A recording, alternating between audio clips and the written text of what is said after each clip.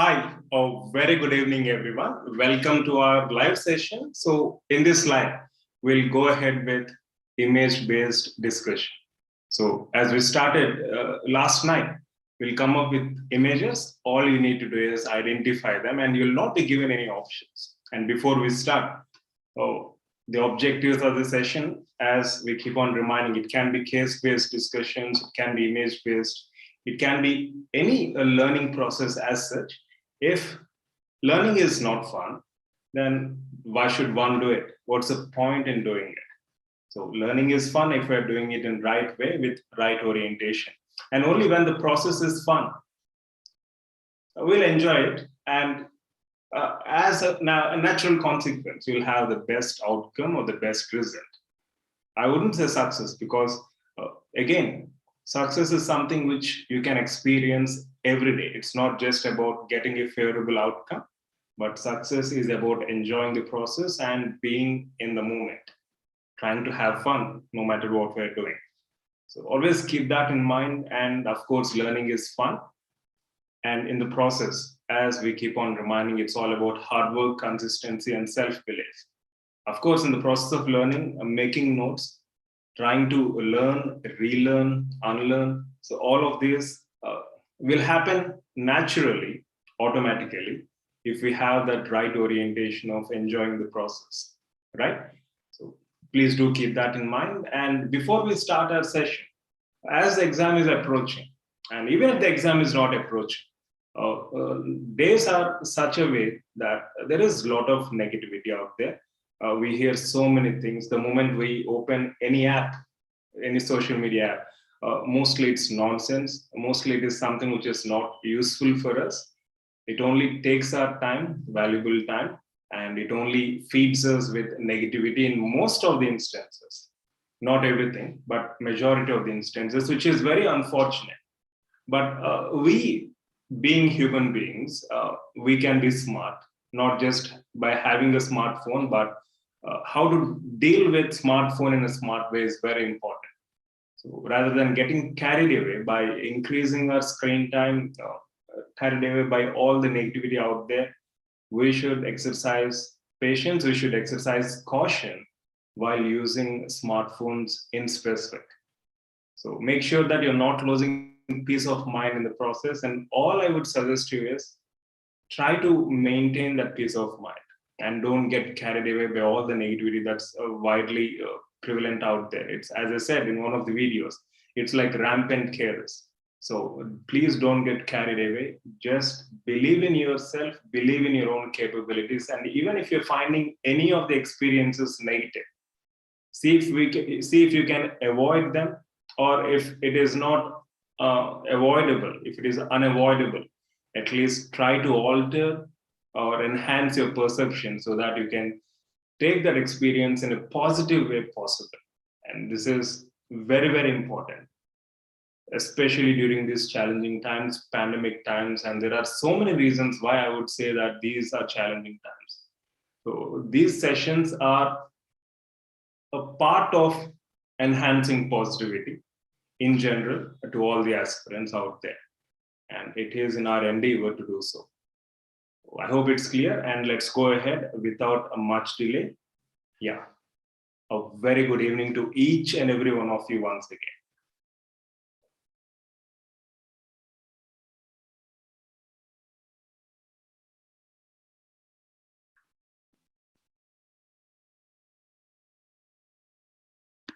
So yesterday, based on the feedback you have given, we tried to incorporate additional images. We'll have 10 images, and we'll try to complete the pending images. Still, we're supposed to discuss some 7 or 8, so we did only 5. And we have incorporated additional images, and you'll have 10 images in this particular session. And as I said, you'll not have any options. Let's see how many of you are going to identify the images as accurately as possible just by looking at the illustrations. I'm not even going to give you the description. Observe the illustration. I'll review literature from Karanza. I'll be following 12th edition. See if you can identify. If you need any hints or inputs, definitely I'll be providing the same from my side. And before we start, a heads up on our latest courses. So we've been getting several requests for grant test access towards NEET MDS 2022, as well as Mission 12 or 1-year course for NEET MDS 2023. So we have launched new batches towards the same. So grant tests towards NEET MDS 2022 and a 1-year batch, that is Mission 12 batch, towards NEET MDS 2023. You can find all the details on our website, ptbdacademy.com. So let's start this session with a wonderful, inspiring quote. Napoleon Hill, the author of Thinking and Growing Rich. This is one of my favorite books, and it's an inspiring book. In fact, I've mentioned this in my list of favorite books, which I would definitely recommend you to read anytime. Think and Grow Rich by Napoleon Hill. So do not wait. The time will never be just right. Start where you stand and work with whatever tools you have or you may have at your command or disposal. And better tools will be found as you go along. One of the major challenges which we face during our daily course of life is we want something else, and we are simply not in a position to appreciate what we have at our disposal or at our command. It's important that we appreciate what we have right now. Use those tools to enhance our life, personally as well as professionally. And in the process, of course, yes, universe will conspire in your favor to provide the better tools or the best tools for you to accomplish or reach your goals or targets accordingly. So as Napoleon Hill rightly said, do not wait. The time will never be just right. There is nothing like a right time.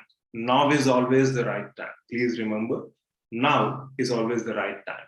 Start where you stand and work with whatever tools you may have at your command, and better tools will be found as you go along. So with this wonderful, inspiring quote, let's go ahead with our image-based discussion. So observe this illustration. So what do you make out of it? And can you identify the device which is displayed in this particular illustration? You can see it's like a plastic tube, and also there seems to be a white tip. And if you carefully observe, it is inserted subgingivally. So in this specific area, below the gingival margin, right? And also you can find water in this. So what is this device? And what's being done in this particular illustration? Yeah, Welton, you're talking about yesterday's homework key. Yeah, you can please get back to mail and don't leak the answers in the live session so that others also will get an opportunity to explore the right answer. Okay, do get back through mail. We'll provide you with key and relevant explanation as soon as possible. So identify this illustration. In the meantime, I'll review some information from Karanza 12th edition. Yes. Do you think it's local anesthesia? Okay. Yeah. So first of all, how can I start? I mean, if I start reviewing literature, that would give you the hint. So do you want me to give a hint? Observe the next illustration. So consider that as your hint. So what you find on the right part, this is called as jet tip. And what you find here, it is a site-specific tip. And in specific, it's called as pickpocket, subgingival irrigation system. Do not misunderstand me when I say pickpocket. It's not P-I-C-K. It's not related to any theft. It is P-I-K, right? P-I-K, pickpocket, subgingival irrigation system. So let me review some information regarding the same. Water picks, very good. Very good, Sai Rajat. Anyways, even if you're not able to answer, I haven't given you any description, right? Or any inputs. So it's definitely challenging to answer just by looking at the illustration. But anyways, let me review some information. The body of evidence of dental water jet. So dental water jet or home irrigation or self-applied irrigation. So what you're finding on top left, right? As I said, this is for subgingival irrigation. It is called as pickpocket. PIK, POCKET, pickpocket irrigation or subgingival irrigation system. And the right part is jet tip, which is used for supragingival or overall irrigation, including subgingival. So irrigation with a soft site-specific tip. So this is a soft site-specific, right? And it is called as I said, pickpocket subgingival irrigation. This refers to placement of tip, which is placed slightly below the gingival margin, as you can see in this particular illustration. The subgingival tip is used for localized irrigation of a site-specific or a specific site such as deep pocket, percussion, implant, or crown and bridge. Studies with this site-specific subgingival tip show that it can deliver either water or irrigation solution into a pocket of 6 mm or less, up to 90% of the depth. So these enable us to deliver either water or irrigation solution into pockets with a depth of 6 mm or even more than 6 mm, right? As per the studies, these can deliver a solution in a pocket of 6 mm or less up to 90% of its depth. In pockets deeper than 6 mm, the depth of penetration has been shown to be 64%. You need not worry about this percentage, but the point is these are used for subgingival irrigation. So obviously to remove microflora from subgingival areas, and studies have shown that these are as effective as floss, dental floss, and these are to be used in conjunction with toothbrushing. This is not a replacement for toothbrushing, right? So please keep that in mind. So these are home or self-applied irrigation systems. And what you're seeing on top left is pickpocket subgingival irrigation system. Pickpocket, the name is very funny. And I have also a video from the manufacturer, right? It's a water pick system. So the name of the system is water pick, company name. So you can also keep that in mind and do observe this particular video.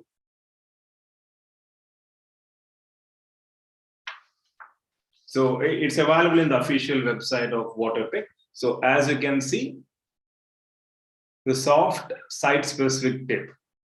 It has to be soft, or else you cannot send it at subgingival level, right? So you can see that it is being inserted subgingivally, right?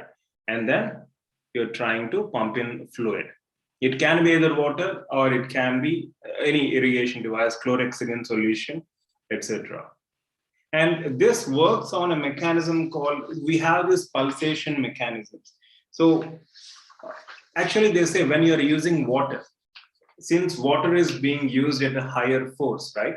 They're talking about hydrokinetic energy as mentioned in Karanza, and let me review some information in regard to the same. So observe this illustration carefully, and I will get back to the previous illustration and then I'll review some information, right? So as you can see, water is being pumped into the subgingival area. So there are various devices. The mechanism of action of irrigation occurs through direct application of a pulsed stream of water or other solution. Studies have found solution or pulsation and pressure to be critical components of an irrigation device. So there are two factors which are very important. One is the pressure through which water is being pumped, and the second is mode of delivery of water, that is pulsations. Pulsating devices have been shown to be 3 times as effective as continuous stream irrigation syringe. And these pulsations create zones of compression and decompression, enabling clearing of bacteria from the pocket. And studies have shown that dental water jet with 1200 pulsations per minute set at a medium to high pressure of 50 to 90 psi units are used by various manufacturers. A pulsation rate of 1200 per minute has been shown to create 2 joules of hydrokinetic energy. So the pulsation rate is almost 1200 per minute, so which is very rapid, very, very rapid. So a pulsation rate of 1200 per minute has been shown to create 2 zones of hydrokinetic energy. One is the impact zone, that is, as you can see, the point of entry of water into a specific area, that is the impact zone. And as a consequence, water is being flushed in the surrounding areas, which is called as flushing zone.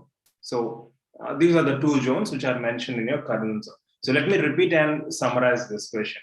A pulsation rate of 1200 per minute has been shown to create 2 zones of hydrokinetic activity. That is the impact zone in which the solution initially contacts and the flushing zone in which the solution reaches into subgingival sulcus. So now in the process, you know the answer to another question like why these devices have a pulsation rate of 1200 per minute, because at this rate, we are able to appreciate 2 zones, impact zone and flushing zone, as you can see in this particular video illustration. It's a graphical illustration, right?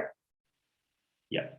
Waterpick is the name of the company, and this device or tip in specific is site-specific tip, which is called as pickpocket subgingival irrigation tip. I hope it's clear, right? Very good, well done. Now let's move on to the second illustration. Observe these 2 illustrations. Left to your screen is one illustration, right to your screen is another illustration. So, as you know, these are hand grasps, right?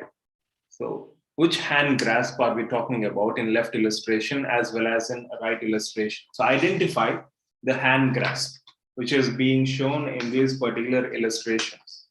So, as you know, hand grasp, extraoral instrument grasps, extraoral fulcrums, all of these are very, very important. So we have this finger rest, we have this instrument grasps, instrument activation. So all of these play a very important role in adapting instruments efficiently to patient's oral cavity, to the required or designated area, and obtain desired function accordingly. So you can see the instrument is being grasped in specific manner in left illustration as well as right illustration. So what grasp are we talking about in left as well as right? So first answer about left illustration. So in left illustration, as you can see, the pad of middle finger is along the shank. Whereas in a right illustration, you can see the side of middle finger is along the shank. So in which do you think you'll have this tripoding effect? So once you answer the question, you'll automatically know which in which you can expect a tripoding effect, a balancing effect for better maneuvering of instrument.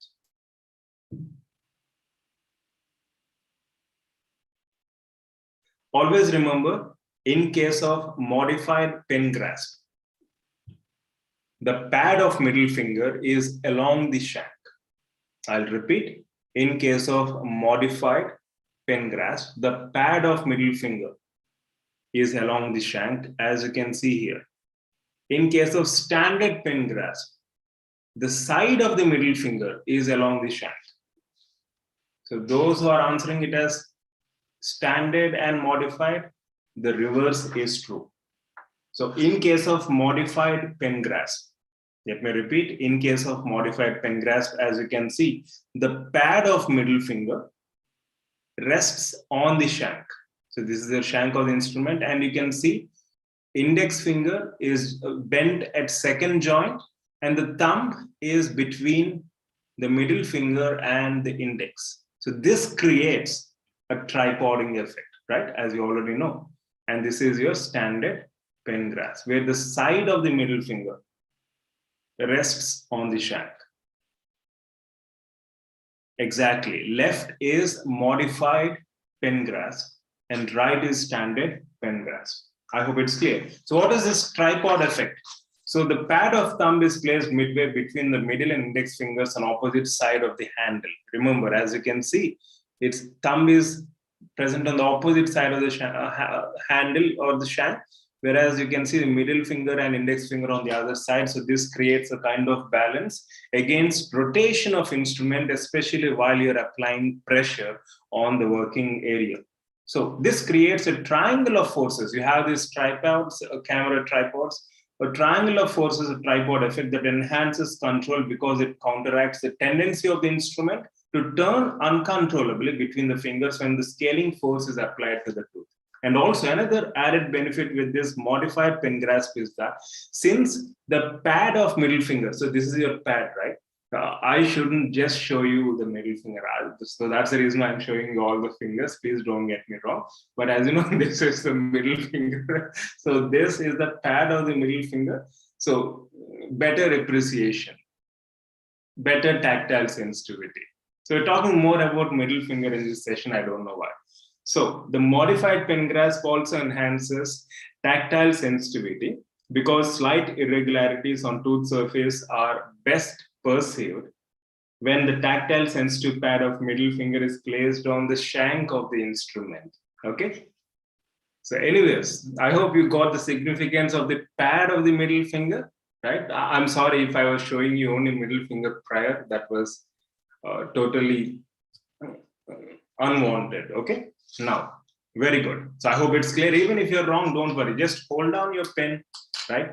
I don't know. I always hold down my pen in the form of a modified pen grasp. I don't know, but somehow we all learn with experience, right? So the side of the middle finger along the shank, I think this is your standard pen grasp. And this will be modified pen grasp. Okay. So you can just try it out now itself as you're attending this session. So try mimicking standard and modified pen grasp, and you'll always have that in your mind. Okay.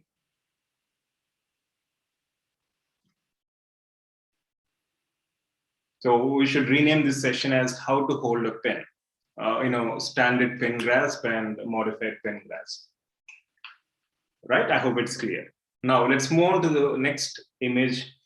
So third one. So identify the instrument. So we tried to add up this insert as well. Try to blow up the working portion for your convenience. Let's see how many of you are going to answer it right. So even it appears as a single-ended instrument, okay, it's a double-ended instrument. It doesn't matter. You can see the shank and you can see the working portion. And you can also find that the blade seems to be curved and the cutting edge is beveled at 45 degrees, isn't it? So all of this is evident in this particular illustration. So what do you think we are talking about? I haven't given you any context, right? So I know it's definitely challenging to answer, but since I said these are from Perio, that's the context you have. So you have a more or less straight shank. Okay, you have a blade which is curved and the cutting edge is straight and it is beveled, right? 45 degrees. It's beveled by 45 degrees. Very good. So let me review some information regarding the same and I'll reveal the answer after reviewing the literature. So this instrument, obviously it's a scaler as you said, but what kind of scaler? We'll get back to that at the end. It's designed for the proximal surfaces of tooth or teeth that are too closely spaced to permit the use of other scalers. It's usually used in anterior part of the mouth. It is double-ended instrument with a curved shank. So the shank is not curved here, but the other end is usually curved. So it has a curved shank at one end and a straight shank at the other. So what you're finding here is a straight shank, the one end of this double-ended instrument. And the blades are slightly curved. As you can see, they're slightly curved. And they have a straight cutting edge, which is beveled at 45 degrees, as you can see in this highlighted portion. This particular instrument is inserted from the facial surface. The slight curve of the blade, as you can see here, makes it possible to stabilize it against the proximal surface. Whereas the cutting edge engages the calculus without nicking the tooth. So you have a bevel. The instrument, very important, do make a note of it, is activated in push motion, which is nothing but your chisel scaler. Chisel, as you know, it's activated through push motion, right? So chisel scaler activated through push motion, used for removing bulk of calculus on proximal surfaces of anterior teeth. That's the take-home message for you from this particular slide. To make a note of the same. Yeah, chisel scaler, very good, well done. So as I said, it's a double-ended instrument. So I hope the description of this illustration is clear to you. Now, let's move on to the next image. Let's see how many of you are going to identify this. So again, it's one which we don't come across very commonly in our routine dental practice. So even if you don't answer, don't worry. We'll share some literature regarding the same and try identifying this process. But one thing is very clear. You have two sets of instruments. The working portion is not sharp, but you can see a diamond particles, fine grit diamond particles, right? It's like almost a burr. but attach it to a hand instrument. So what could this be of use when it comes to perio? Obviously, this is something which is used for smoothing. So let's look into some literature. These are the files which are considered as diamond coated files, considered very unique, used for final finishing of root surfaces. That's it, over. So these files do not have cutting edges, as you can see. Instead, they're coated with very fine grit diamond particles. You might have seen diamond burrs, right? Dental burrs, diamond burrs, not carbide burrs, but diamond burrs. Likewise, you have these diamond coated working portions.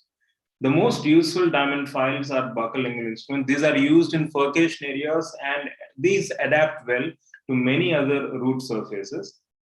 And the only challenge with them is they're highly abrasive. If you apply more pressure, you'll be removing bulk or majority of the tooth structure, especially cementum.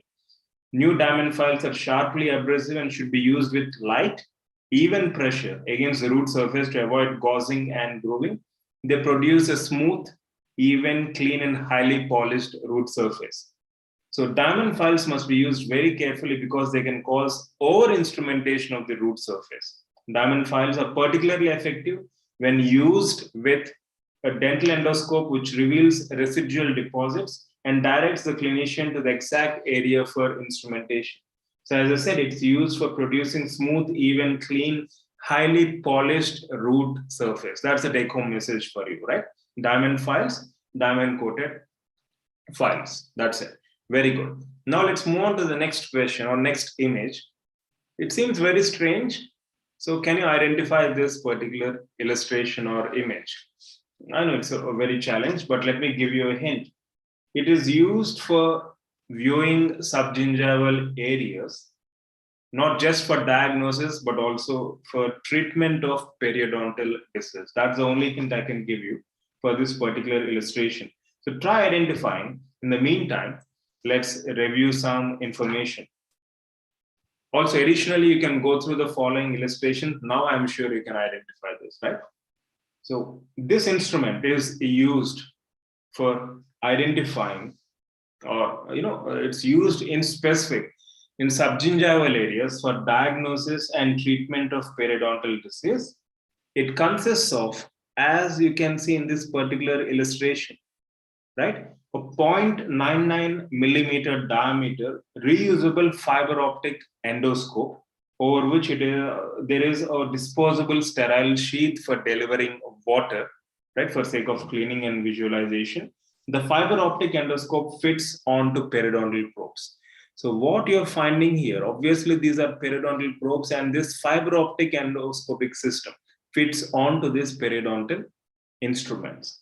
So the fiber optic endoscope fits onto periodontal probes and ultrasonic instruments that have been designed to accept it, as you can see in this particular illustration. And as you all rightly are mentioning, it is a perioscopy.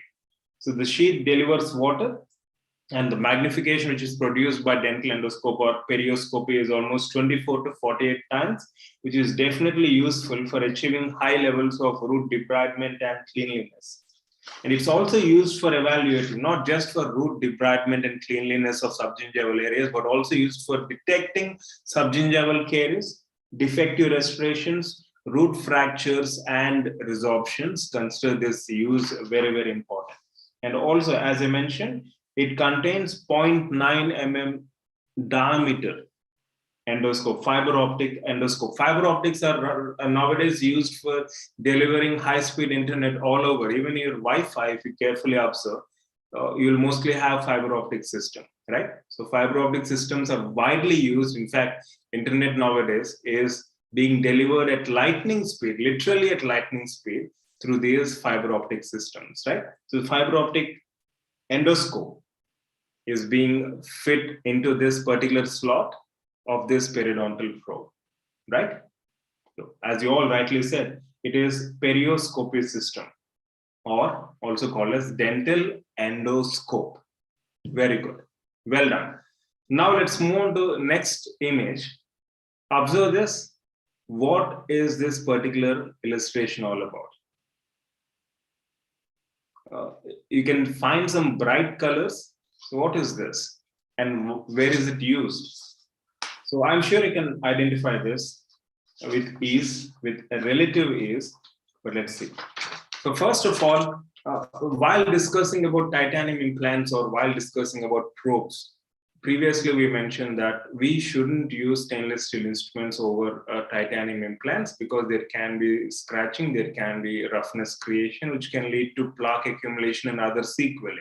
So we have these plastic probes or Teflon coated probes, and also there are titanium material based instruments which are specifically designed for use in and around implants, right?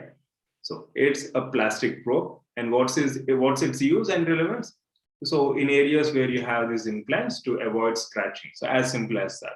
So I'm sure you can identify it, and also you can see those color coding markings. Right.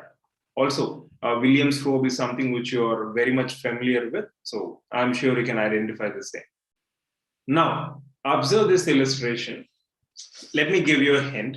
It is used for retrieving broken fragment of instrument from subgingival areas. So that's the context you have. I'm making a very big heart and then providing you with this input or context so that you can answer this image-based question out of pure love. So identify this particular instrument. And as I said, it's used for retrieving broken fragment of instruments. I'm sure you can identify it. In fact, this is one of the images which we discussed previously n number of times. So what instrument are we talking about? Schwartz is perio retriever. Very good.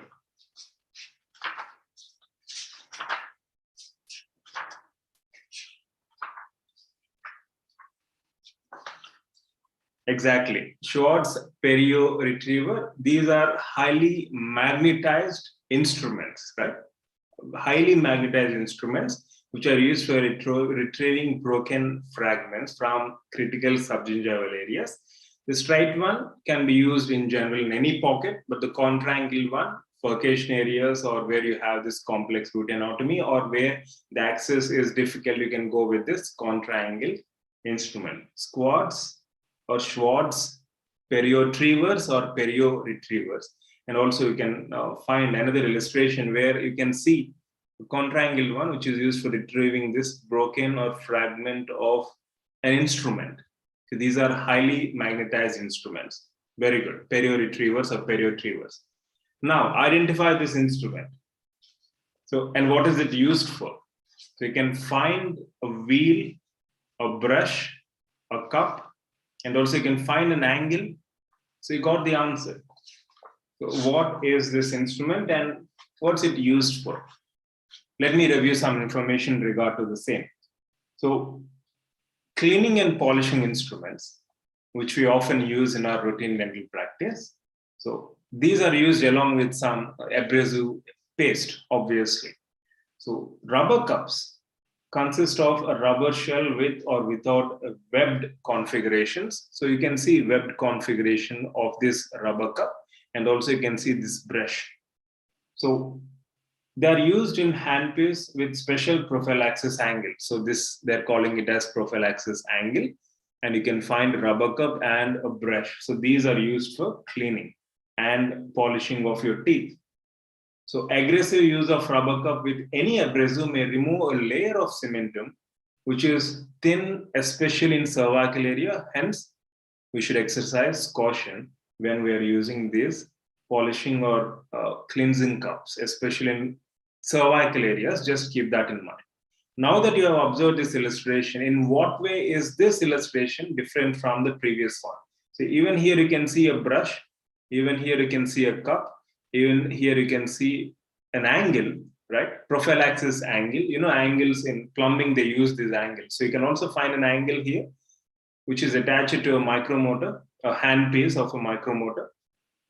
So in what way is this different from the previous illustration? So this is the previous illustration I was talking about, and this is the next illustration. So in what way is this different from the previous illustration?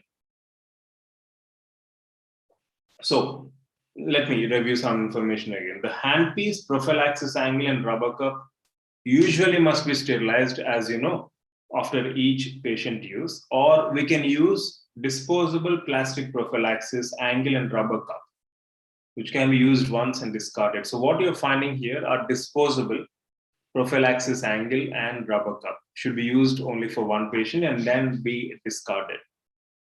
Yeah, it's obviously plastic. So why are we using plastic here? Because we cannot dispose metal, maybe because it's costly, right?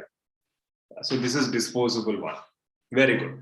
Now, identify this. So the name is already mentioned here. This is just for sake of continuing this discussion. So this, as you can see, Cavitron, prophy-jet, the name itself is there on this particular instrument, which is specifically designed way back in early 1980s to remove hard stains and soft deposits on teeth using an air-powered slurry of warm water and sodium bicarbonate. So here is some interesting information. Let me review some information regarding to this. So air powder polishing. So we're using a combination of air and powder or abrasive powder in order to achieve cleaning of teeth, removing hard stains as well as soft deposits. So the first specifically designed handpiece to deliver an air-powdered slurry of warm water and sodium bicarbonate for polishing was introduced way back in 1980s, called as prophy-jet by Dentsply. It's very effective for removal of extrinsic stains and soft deposits. The slurry removes stains rapidly and efficiently by mechanical abrasion and provides warm water for rinsing and lavage. The flow rate of abrasive cleaning powder can be adjusted to increase the amount of powder for heavier stain removal. The results of studies on abrasive effect of air powder polishing devices using sodium bicarbonate and aluminum trihydroxide and cementum in dentin show that significant tooth substance can be lost because these are abrasive, sodium bicarbonate and aluminum trihydroxide. So damage to gingival tissue is transient and insignificant clinically. So let's keep all this aside, but there can be effect on cementum and dentin. Polishing powders, this is very, very important to make a note.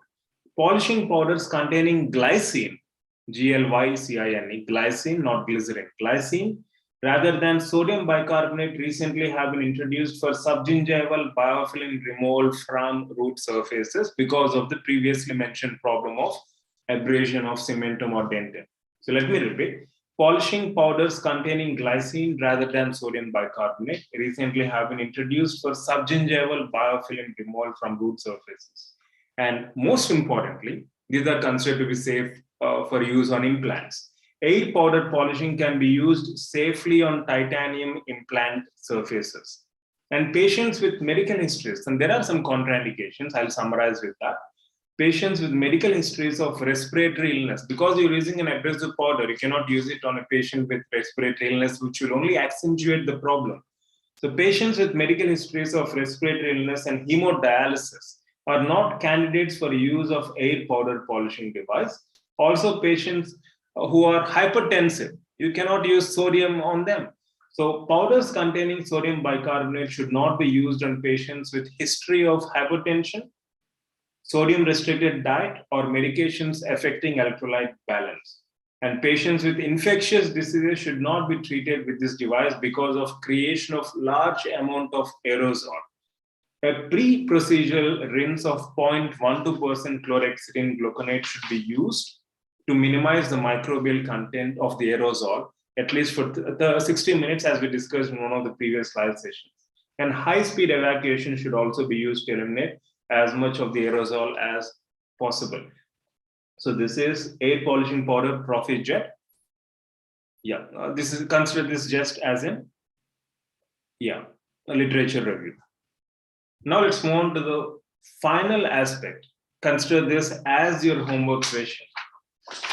Now that we tried to cover at least 15 illustrations or images from Perio, this will be your final question. So as you can clearly see, each of the illustration representing the relation between the tooth surface and the blade, right? So I'll get back to the question. Just give me one moment.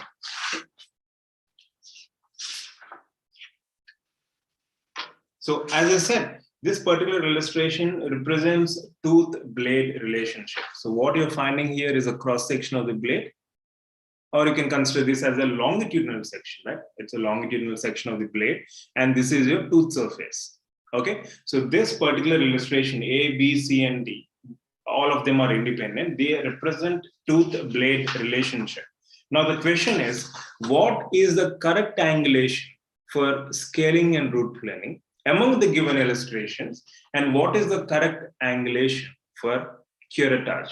So you have illustration A, illustration B, illustration C, and D.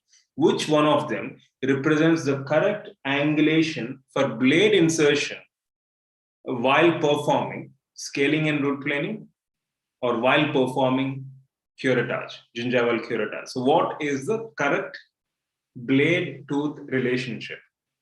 I hope you got my question right. So observe these illustrations representing the relation between the blade of the instrument and the tooth surface. Which one of them correctly represents the scaling and root planing as well as gingival curettage? So while you perform scaling and root planing, you have to insert the instrument at a particular angulation in relation to tooth surface. So which illustration depicts that, as well as for gingival curettage? Okay, now, some of you are already answering it, but anyways, I would appreciate if you refer literature, as I mentioned the reference as well. Refer literature and also see what does illustration A represent, B, C, and D, and get back to me. We'll guide you as soon as possible accordingly. So this concludes our today's live image-based discussion made easy from the subject perio. So as we move on, we'll try to include more live sessions, and we'll also try to include case-based questions along with image-based discussions. I hope this format is fine. So the advantage with the given format is it is more challenging. I'm not giving you any context. All I'm asking you is to observe the illustration. This improves your observation skills. And after observing, without any options, without any hints from our side in the form of context or options, you're able to answer it right. So this will reinforce your memory and understanding of that particular illustration. And an added advantage is that we'll be reviewing literature from standard textbooks or standard articles. So right now, we are referring Karanja 12th edition. So you'll get standard information and you can make notes in the process. And also it's much more fun to learn through illustrations or images, which will bring diversity into your preparation, isn't it?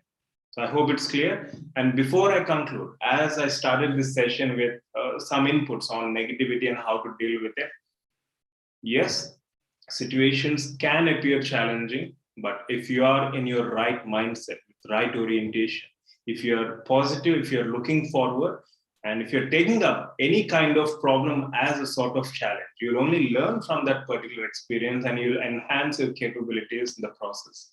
It can be personal experiences or it can be professional experiences. Don't ever be frightened. Don't ever give up. Always focus on giving your best. If you want to compare, please don't compare with others. Compare with your yesterday to your today. Right? So that's the only thing which I would suggest you from my side. And as Napoleon Hill rightly mentioned in one of his quotes, the right time to start is now, without waiting for better tools, because observe what you have right now with the available tools at your disposal, at your command. Use them. Start your journey, start your preparation, and focus on giving your best. And in the process of your journey, you'll of course be coming across better tools, better people, better experiences. And that itself, I would say, is success. And it has nothing to do with the end result or end output or a favorable output. Because the magic or the key here is, the secret here is, if you're giving your best, if you're enjoying the process, if you're exuberant in what you're doing, successful results or favorable results, I would say, would be a natural consequence without any doubt. So believe in that, and that will give you much more peace and enable you focus on what you're doing now rather than worrying about the result or outcome. And if you observe majority of the aspirants, mostly 99.99% or even 100%, the main challenge is fear of failure. What if I don't get? When I say failure, it's not just about qualifying mark. But it can be even about what if I don't get a government college? What if I don't get into top 200, top 1000? What if I don't qualify? What if I get a bad rank? What would others think about me? So this over attachment to result or output only creates more harm than good. In fact, there is no good in that. It only creates harm and it affects your current preparation. If I'm worried, frankly speaking, let me share my personal experience now in this particular session. If I'm worrying about the output of this session, I want the session to be wonderful. I want myself to be performing to the best of my ability. I want you guys to actively participate. I want this session to be a success. If I have that in my mind, that's okay to some extent. But if that is, I'm just consumed by the end result of the output. I'm constantly worried about the end result of the output, like whether this session would be a success, whether you would love this session, whether you would enjoy interacting, whether I would enjoy interacting. If I have these kind of questions in my mind, then how am I going to enjoy the process? How am I going to speak to you openly in a free, precise manner? How am I going to share my inputs? So overconsumption or over attachment to the end result or outcome will always spoil the present moment. So it's okay. A result will obviously come, whether you want it or not. But if you focus on giving your best now, the advantage you have is successful or favorable outcomes as a natural consequence, which means you need not feel any stress, any unnecessary stress, right? It might be challenging to understand and to follow it practically, but with time, you'll definitely learn. And this preparation phase is an amazing experience for you to learn the same, right? So with this, let me conclude, and I'll see you again tomorrow at 9:30 p.m. We'll discuss additional images from other subjects. We'll also try to include other subjects, clinical basic subjects, mostly clinical subjects. And your feedback is always welcome. And feel free to get back through mail at proudtobedentist@gmail.com 24/7.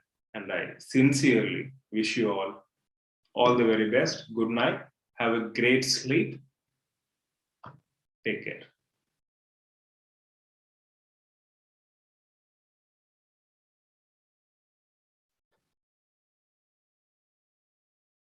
By the way, what is 1 + 1? I'm sorry I missed the answer for that. So what did you guys answer?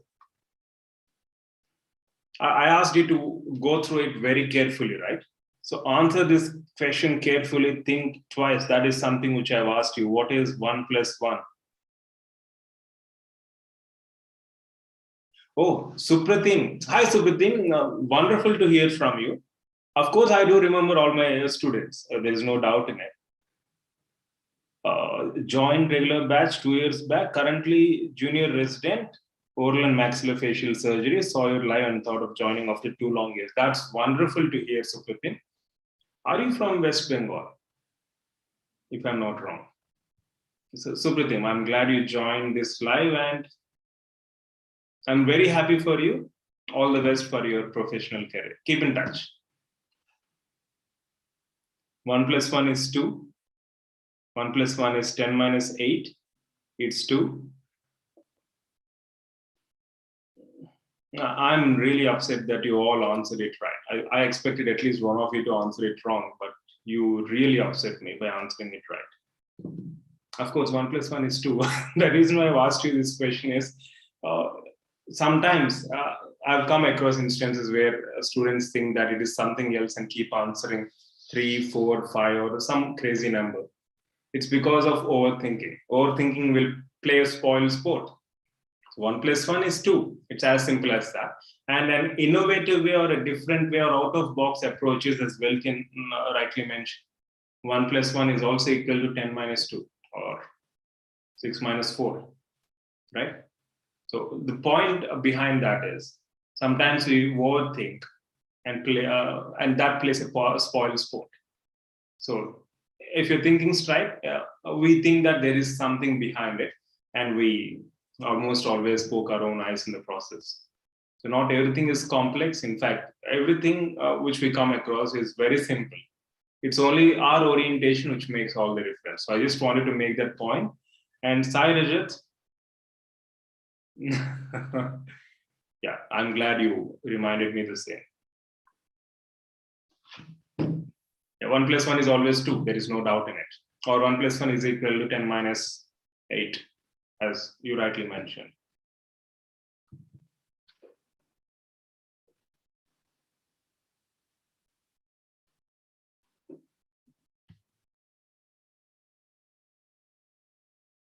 Yeah. Yes, definitely, Shubha. We'll consider histology images as well, and we'll definitely have more sessions, Ishika. Weltin, Shailaja, I really appreciate your feedback. Weltin, you're playing pub while entering this session, then you should stand on bench.